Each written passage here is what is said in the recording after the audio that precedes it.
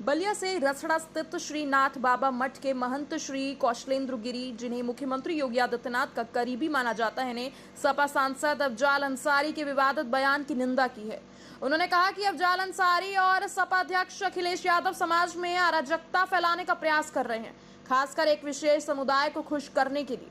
उन्होंने कहा कि सनातन धर्म की सदियों पुरानी परंपराओं पर की गई टिप्पणी, विशेष रूप से 2025 में होने वाले महाकुंभ के संदर्भ में दिया गया बयान निंदनीय है। महंत ने मुस्लिम नेताओं को अपने धर्म की शिक्षा का पालन करने की सलाह दी और कुरान और हदीस के अनुसार जीवन जीने की प्रेरणा दी। उन्होंने आरोप लगाया कि 2027 के चुनावों से पहले माहौल बिगाड़ने का प्रयास हो रहा है, लेकिन 2017 के बाद से उत्तर प्रदेश में एक भी दंगा नहीं हुआ है। उन्होंने कहा कि भारतीय जनता पार्टी संविधान के अनुसार शासन कर रही है और समाज में शांति बनाए रखने के लिए अपील की। गिरी श्रीनाथ जी मठ रसड़ा बलिया, इस मठ के महंत हैं और वर्तमान स्थिति में जो देश का वातावरण है, एक विशेष समुदाय को खुश करने के लिए और देश में एक अराजकता का माहौल बनाने के लिए सपा के राष्ट्रीय अध्यक्ष हो उनका बयानाना, अभी गाजीपुर से जो सांसद है अफजाल अंसारी, उनका बयानाना, जो सदियों से एक सनातन धर्म की परंपरा चली आ रही है, महाकुंभ 2025 में प्रयागराज में लगने वाला है, उसमें उनका वक्तव्य आया गाजे के संबंध में, जो यह निंदनीय है। और मैं इन लोगों से जो समाज के में विसंगति पैदा करने का प्रयास कर रहे हैं, उनको मैं कहना चाहूँगा कि अपने धर्म के प्रति थोड़ा वो जागरूक हों और जो उनके हदीस और कुरान में लिखा है उस अनुरूप से अपने समाज धर्म को चलाने का प्रयास करें, क्योंकि मुस्लिम खाता नहीं खुलवा सकता है। उनके जो अगर कोई दुराचार करता है उसको चौराहे पे मारा जा सकता है, जो चोरी करता है उसका हाथ काटा जाता है, 3 शादियां की जाती है। इस पे अपने समाज को सद्बुद्धि दे, बताए, समझाए। जो अंग्रेजों द्वारा 1937 में मुस्लिम पर्सनल लॉ एक्ट बना, उसमें से क्रिमिनल एक्ट क्यों हटा दिया गया? उसमें था कि अगर मुस्लिम चोरी करता है तो उसका हाथ काट दिया जाए।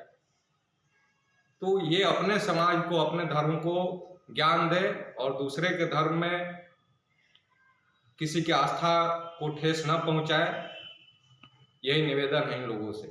नहीं, इनके ऊपर मुकदमा भी दर्ज हो चुका है, अफजाल अंसारी के ऊपर मुकदमा भी दर्ज हो चुका है। देखिए, इनके भाई मुख्तार अंसारी बलिया, मऊ, गाजीपुर और पूरे पूर्वांचल में इनके आतंकों से लोग भयभीत रहा करते थे और उनका अंत हुआ, उसे बौखला गए हैं। आज उत्तर प्रदेश में 2017 के बाद एक भी दंगा नहीं हुआ। पूज्य योगी आदित्यनाथ जी महाराज जी के नेतृत्व में उत्तर प्रदेश काफ़ी तेजी के साथ आगे बढ़ रहा है। पूरे भारतवर्ष में उत्तर प्रदेश का एक अच्छी छवि दिख रही है। पूरी दुनिया में लोग उत्तर प्रदेश को जान रहे हैं। उत्तर प्रदेश के मॉडल को अन्य देश भी अपने यहाँ लागू कर रहे हैं। ये पच नहीं रहा है। ये जो भी आज स्थिति पैदा हुई है, ये समाज में विसंगति पैदा किया जाए। आने वाले उत्तर प्रदेश में 2027 में चुनाव है, कैसे माहौल को बिगाड़ा जाए उसका ये प्रयास है इन लोगों का। आखिर ये मठ पे, साधु संतों पे ही ऐसा बयान क्यों बार बार देते हैं? देखिए, अखिलेश यादव हों चाहे उनके पार्टी के जो भी लोग हों, ये लोग समझ चुके हैं कि जब तक हिंदू बटेंगे नहीं तब तक हम लोग सत्ता में आएंगे नहीं। वर्तमान की स्थिति में एक झूठा माहौल बना करके लोकसभा चुनाव में इन लोगों ने वोट लिया, जो संविधान को कटघरे में लोगों ने खड़ा किया कि भाजपा आएगी तो संविधान को खत्म कर देगी, हम लोग आएंगे तो खटाखट 1 लाख रुपए अकाउंट में भेजेंगे। ये सब कहाँ चला गया?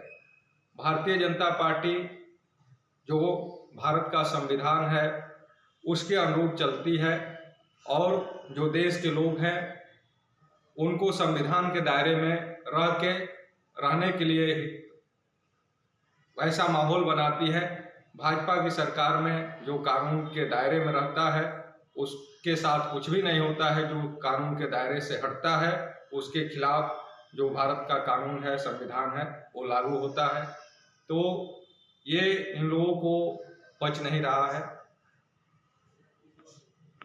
गिरी श्रीनाथ जी मठ रसड़ा बलिया इस मठ के महंत हैं और वर्तमान स्थिति में जो देश का वातावरण है, एक विशेष समुदाय को खुश करने के लिए और देश में एक अराजकता का माहौल बनाने के लिए सपा के राष्ट्रीय अध्यक्ष हो उनका बयानाना, अभी गाजीपुर से जो सांसद है अफजाल अंसारी उनका बयानाना, जो सदियों से एक सनातन धर्म की परंपरा चली आ रही है, महाकुंभ 2025 में प्रयागराज में लगने वाला है, उसमें उनका वक्तव्य आया गाजे के संबंध में, जो यह निंदनीय है। और मैं इन लोगों से जो समाज के